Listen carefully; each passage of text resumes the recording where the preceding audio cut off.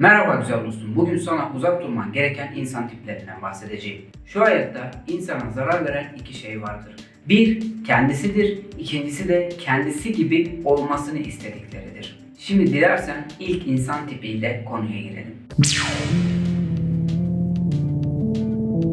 Bu insanlar tüm her şeyin kendi üzerinde olmasını ve bütün olayların kendi etrafında dönmelerini isterler. Bu insanlar gerçekten ilgi manyaklarıdır. Herkesin ve her şeyin ve bütün ilginin kendinde toplanmasını isterler. Bu yüzden de sizleri önemsiz görüp tüm ilgiyi kendileri almak isterler. Yani sizin yanınızda oturduklarında bile sizlerden daha çekici olmak isterler. Ve bu sayede de sizi hiçbir zaman umursamazlar ve kimsenin de umursamamasını isterler. Bu insanlardan uzak durmanızın sebebi ise sürekli sizlere zarar verirler. Şayet burada sayacaklarımız bütün insan tipleri size zarar verir, fakat bu insanlar özellikle de size zarar vermek için uğraşırlar. Yani bütün ilgiyi, bütün çekiciliği kendilerine isterler. Sizleri her zaman görmezden gelirler. Bu yüzden çevrenizde bu tür insan varsa lütfen onunla aranıza ya mesafe koyun ya da ilişkinizi tamamen kesin. Sizler bu insanlarla sohbet etmeye, iletişim kurmaya devam ederseniz bir süre sonra siz de kendinizi görmezden gelmeye başlayacaksınız ve kendinizi değersiz hissetmeye başlayacaksınız. O yüzden bu insanlarla aranıza ne kadar mesafe koyarsanız sizin için o kadar iyi olacaktır. Siz bu insanlarla aranıza ne kadar mesafe koyarsanız kendinizi o kadar değerli hissedeceksiniz. Ve günümüzde de bence insanların en büyük sorunlarından biri de kendisini değersiz hissetmesidir. Hiçbir olaya karşı özgüvenli tazeleyemezler. Bu yüzden de herhangi bir işe atılacakları zaman veya herhangi bir iş yapacakları zaman kendilerindeki özgüven eksikliği sebebiyle o işten her zaman geri çekilirler. Bu yüzden çevremizi temizlememiz, çevremizi daha kaliteli yapmamız bizim hem psikolojik sağlığımız açısından hem de bedensel sağlığımız açısından bize çok ama çok yararı dokunacaktır. Bu tip insanlar da diğer insanlarla benzerlik gösterirler. Bu insanlar da bütün olayların kendi çevresinde dönmesini istemeseler de kendilerine her zaman bir pay çıkarma çabasındadırlar. Ve yine bencillikleri yüzünden sizi her zaman görmezden gelirler. Hiçbir bilgiyi, hiçbir eşyayı sizinle paylaşmak istemezler. Beyinleri sürekli ben merkezli çalıştıkları için siz onların yanında dahi olsanız onlar sizi yine görmezden geleceklerdir. Ruhları, akılları, fikirleri sürekli kendileri için çalışır. Başka insanlara fayda sağlamak için asla uğraşmazlar. Yani bu dünyaya hiçbir zaman iyilik yapamazlar. Bu tip insanlar ne iyi bir öğrenci yetiştirebilir ne de çevreye yararlar olur. Bizler de bu tip insanların yanına gitmekten, onlarla sohbet etmekten elbette hoşnut olmayız. Çünkü insan ister istemez birileriyle iletişim halinde olmak ister. Birisinden bir bilgi alıp, bir fikir alıp onunla tartışmaya girmek, güzel, seviyeli tartışmalar yapmak isterler. Ama bu tip insanlar her zaman kendilerini haklı çıkarmaya çalışırlar. Beyinleri dediğimiz gibi ben merkezli çalıştıkları için sürekli kendilerini haklı görürler ve karşısındaki insanı dediğimiz gibi hiçbir zaman umursamazlar. Bu insanları fark etmeniz çok uzun bir süremizi almazlar. Sürekli üzgünler, kızgınlar veya her zaman düşüncelidirler. Çünkü kendisiyle barışık değillerdir ve çevresiyle de barışık olamazlar. Bu yüzden bu insanların yanlarına gittiğinizde sizinle herhangi bir sohbet edemezler. Sohbet etseler dahi sürekli hüzünlerden, kederlerden bahsederler size ve bizlere de sürekli hüzün depoladıkları için bunlar bizim hem psikolojik sağlığımıza hem de bedensel sağlığımıza zarar verirler. Ve unutmayın, kendisiyle barışık olmayan insanlar sizinle de asla samimi bir dostluk kuramazlar. O yüzden bu tip insanlarla da mesafeli olmak, onlarla konuşurken dikkatli konuşmak ve kendimize zarar verdirecek bir muhabbeti, sohbeti onlarla konuşmak bizim için her zaman iyidir ve bize her zaman iyi gelecektir. Yani bizler şu zamanda asla yalnız kalıyoruz diye üzülmemeliyiz. Çünkü çevrede bu tip insan çok olduğu için bizlerin yanında olmaması bizim için negatif bir durum değildir. O yüzden yalnızlığın bence biraz kıymetini bilmeliyiz.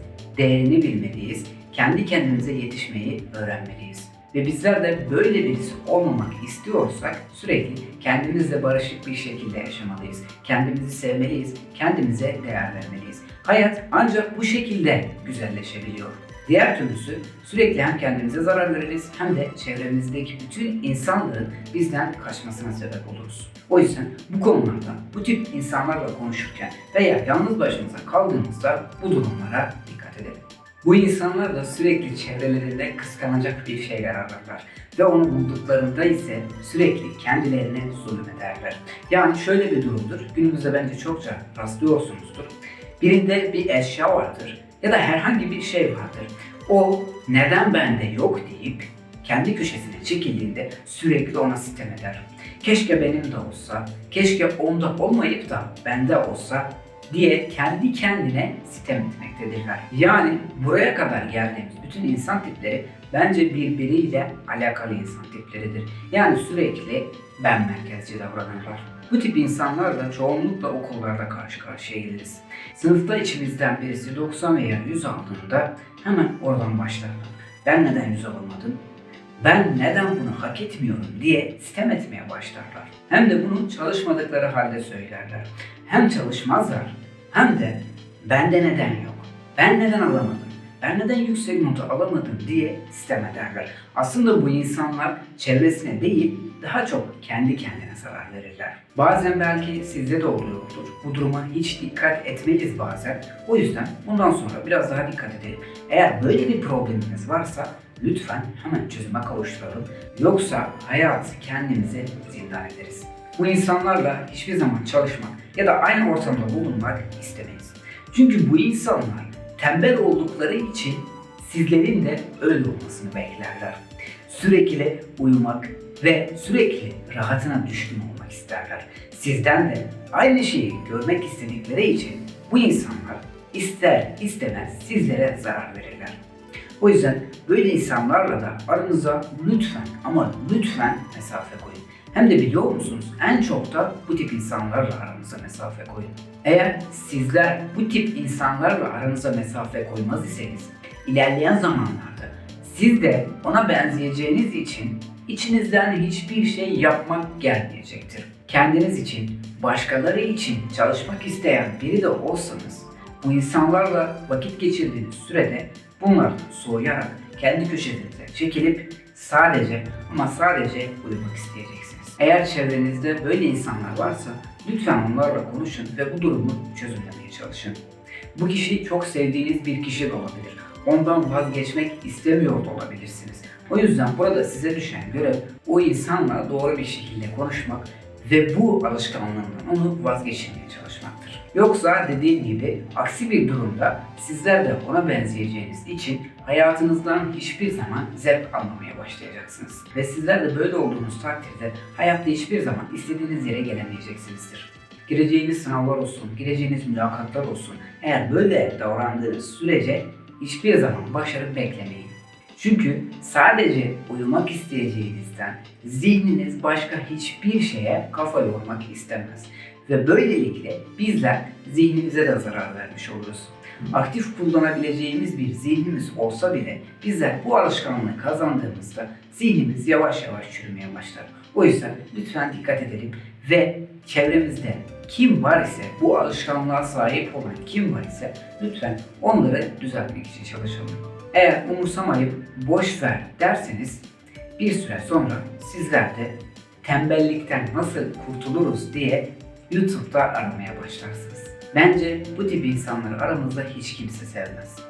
Çünkü bu insanlar haksız da olsa kendilerini daima haklı göstermeye çalışırlar. Ve biliyor musunuz bu durum sadece o olay içinde değil, hayatın geneline yayarlar. Yani ne zaman bir araya gelseniz sürekli size o olayı hatırlatır ve kendinin haklı olduğunu göstermeye çalışırlar. Ve bu da siz o insanla aynı ortama girdiğinizde size sürekli zarar verir. O insan o anda haksız olsa bile hayatın geneline yaydığı için, sürekli size baskı uyguladığı için sizler bir zaman sonra acaba haklı mıydı diye düşünmeye başlayacaksınız. Bu insanları gerçekten hafife almayın.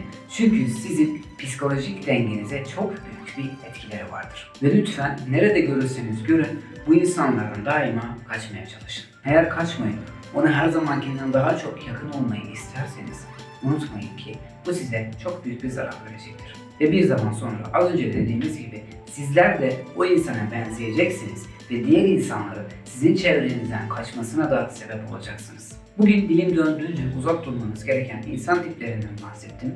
İnşallah bunları fark eder ve sizler de o insanlardan uzak durmaya çalışırsınız. İzlediğiniz için teşekkür ediyor, hayırlı günler diliyor, sağlıcakla kalın diyorum.